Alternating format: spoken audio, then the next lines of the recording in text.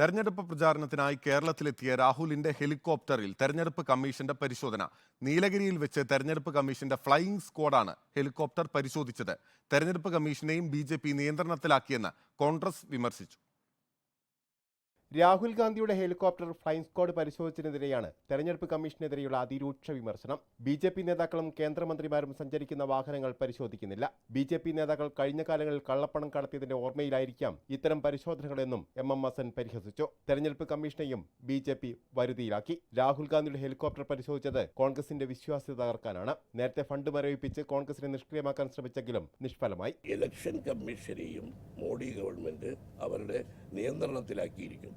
ജനങ്ങളിൽ സംശയമുണ്ടാക്കാനാണ് രാഹുൽ ഗാന്ധി വന്ന ഹെലികോപ്റ്റർ പരിശോധിക്കുക. പ്രധാനമന്ത്രിയുടെയോ മറ്റൊരുപാട് ബി കേന്ദ്രമന്ത്രിമാർ നേതാക്കൾ വരുന്നു, അവരുടെ ആരുടെയും ഹെലികോപ്റ്റർ പരിശോധിക്കുന്നില്ല. മോദി നിരന്തരം കേരളത്തിലേക്ക് വരേണ്ടതില്ല. കോൺഗ്രസിനെ പരാജയപ്പെടുത്താനുള്ള ദൗത്യം ഏറ്റെടുത്ത മുഖ്യമന്ത്രി പിണറായി വിജയൻ കേരളത്തിൽ ബി സ്റ്റാർ ക്യാമ്പയിനറാണ്. തങ്ങളുടേതല്ലാത്ത 2 പേരെ ബലികൊടുത്താലും 2 എംപിമാരെ സ്വർണ്ണത്താരത്തിൽ വെച്ച് CPM മോദിക്ക് നൽകുമെന്നും എം ഹസൻ ആരോപിച്ചു. റിപ്പോർട്ടർ, കോഴിക്കോട്.